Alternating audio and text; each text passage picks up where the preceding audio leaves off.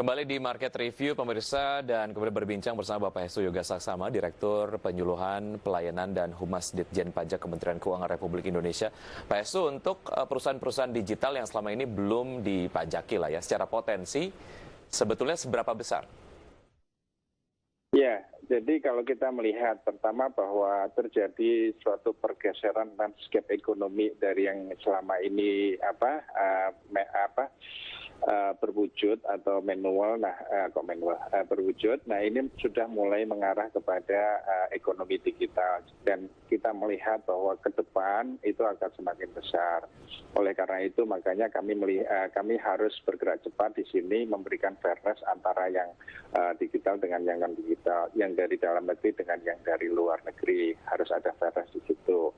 Nah, terkait dengan potensi sebenarnya kan kita bisa melihat dari data-data yang ada, analisa statistik segala macam, itu kita memang juga membuat semacam kajian-kajian di situ, simulasi di situ, tapi memang kami tidak ingin menyampaikan ke publik. Ini mohon maaf. Yang kami ingin tekankan di sini adalah bahwa skema yang sedang kita susun ini, seperti yang tadi pemungutan PPN dari yang kita menunjuk pelaku usaha dari luar negeri ini berjalan dulu. Oleh karena itu, ini kan masih tahap awal. Oleh karena itu, kami banyak melakukan sosialisasi dengan pelaku-pelaku dari luar negeri. Kita berkomunikasi, one-on-one meeting, kita undang mereka satu persatu, kita jelaskan, mereka memberikan masukan, kesulitan-kesulitan mereka di sini, oke, kita akomodir. Nah, inilah yang kita prioritaskan saat ini, sehingga kalau boleh kami sampaikan bahwa sudah ada beberapa perusahaan dari luar negeri yang sudah siap, dan dalam waktu sehari 2 hari ini nanti kita akan tunjuk, kita akan tetapkan mereka sebagai pemungut PPN.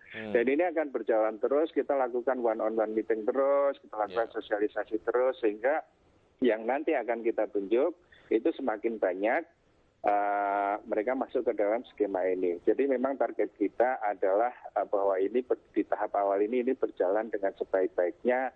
Kita memperhitungkan kesiapan mereka, kita memperhitungkan segala macam di situ. Jadi kami belum bicara mengenai potensinya dulu. Baik, untuk perusahaan-perusahaan digital yang nanti akan ditunjuk sebagai perusahaan digital yang akan memungut PPN kepada masyarakat. Dari proses komunikasi gitu, mediasi dan yang sudah dilakukan, terdapatkah kendala yang mereka alami sehingga memang perlu dilakukan edukasi ataupun sosialisasi mengenai standar kebijakan yang ada di Indonesia mengenai pengenaan pajak digital ini, Pak Hestu? Ya. Kami memang banyak berkomunikasi, sosialisasi dengan mereka. Even saya katakan tadi one-on-one meeting gitu. Kita ingin mendengar juga dari mereka. Pada intinya, secara policy, mereka nggak ada masalah. Nggak ada keberatan di situ, mereka akan siap. Kemudian mereka menyampaikan masukan-masukan, ada kendala-kendala. Misalnya, kalau ini salah satu contoh saja, dan kita sudah memberikan solusi. Salah satu contoh, kalau pembelinya nanti di Indonesia ini adalah bisnis, perusahaan juga yang kemudian harus mengkreditkan PPN tadi sebagai pajak masukan. Regulasi kita mengatakan kalau mau dikreditkan harus ada nama, harus ada NPWP, ada lain-lain, macam-macam seperti faktur pajak yang sekarang berlaku. Nah, mereka kesulitan. Kalau kami harus lakukan itu, kami harus merubah aplikasi kami, invoicing kami. Dan itu membutuhkan waktu, dan itu menyulitkan.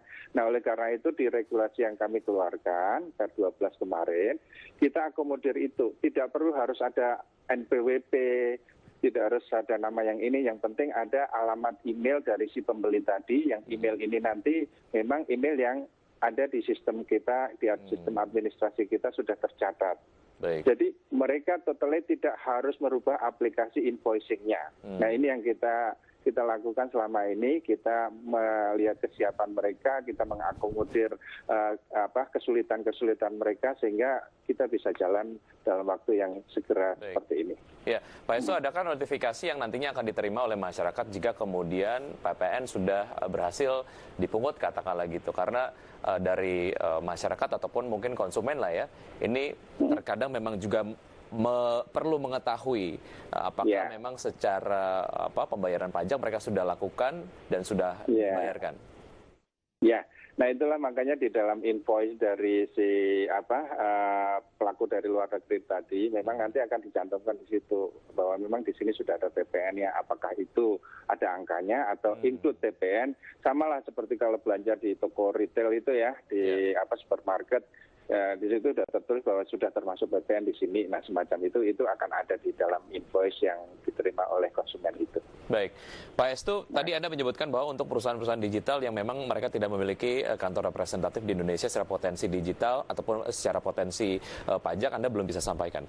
Tapi bagaimana dengan data akumulatif mengenai perusahaan digital yang existed, yang mereka sudah punya kantor representatif di Indonesia? Secara potensi mereka seperti apa dan tingkat compliance mereka terhadap aturan perpajakan yang ada di Indonesia seperti apa? Ya, memang ada beberapa yang kemudian mengambil dan sudah berjalan bahwa mereka pun membuka cabang di sini atau anak perusahaannya di sini. Nah, tentunya itu akan berjalan mekanisme perpajakan sesuai ketentuan saja. Nah, inilah yang kemudian membuat kita berpikir, oh oke, berarti yang dari luar negeri pun harus berjalan, walaupun tanpa adanya kantor di Indonesia semacam itu. Datanya memang ada, tapi saya nggak bisa, nggak punya di tangan saya seperti itu, Mas. Tapi kalau sepanjang mereka sudah ada di Indonesia, keberadaan fisik, ya mereka pasti akan comply lah. Dan kami pun melakukan edukasi pembinaan dan pengawasan juga kepada mereka. Gitu, Mas. Baik, sejauh ini ada perusahaan digital yang bergerak di bidang penyedia jasa film, musik, games, dan ada juga yang memprovide jasa untuk kemudian melakukan meeting virtual gitu ya. Nah, secara perluasan objek pajak untuk perusahaan-perusahaan digital, apa yang sedang dilakukan saat ini, Pak Hestu? Ya, nah ini makanya terkait dengan yang PPN ini kan, di tahap ini kita sudah berkomunikasi terus dengan mereka dan tentunya kami akan memetakan secara keseluruhan. Kita melihat nanti kan ada juga kita bekerja sama dengan Kementerian Kominfo, dan mereka mungkin datanya bisa lebih clear gitu ya. Dari mana saja, siapa aja semuanya, trafficnya seperti apa. Kita juga dari yang lain. Ada juga ketentuan dari Kementerian Perdagangan yang mewajibkan mereka harus mendaftarkan diri segala macam. Nah ini kan tentunya kita akan cover di situ, kita petakan dan satu persatu nanti kita akan lakukan pendekatan agar mereka comply dengan ketentuan yang tadi kita sudah diskusikan gitu. Baik, Pak Hestu, terima kasih sudah bergabung bersama kami di Market Review. Semoga apa yang kemudian diterapkan mengenai pajak digital di Indonesia dapat berjalan lancar, kan dari pajak kita kemudian dapat membangun negara. Baik, terima kasih Pak Hestu, sukses untuk Anda, sehat selalu. Sama-sama, sukses juga. Ya, baik pemirsa, Market Review akan kami lanjutkan dengan perbincangan lainnya, masih kemudian berkaitan dengan pajak digital di Indonesia, dengan pajak dari Syita, bagaimana point of view dari pengamat mengenai penerapan pajak digital di Indonesia. Usai jeda berikut ini tetap di Market Review.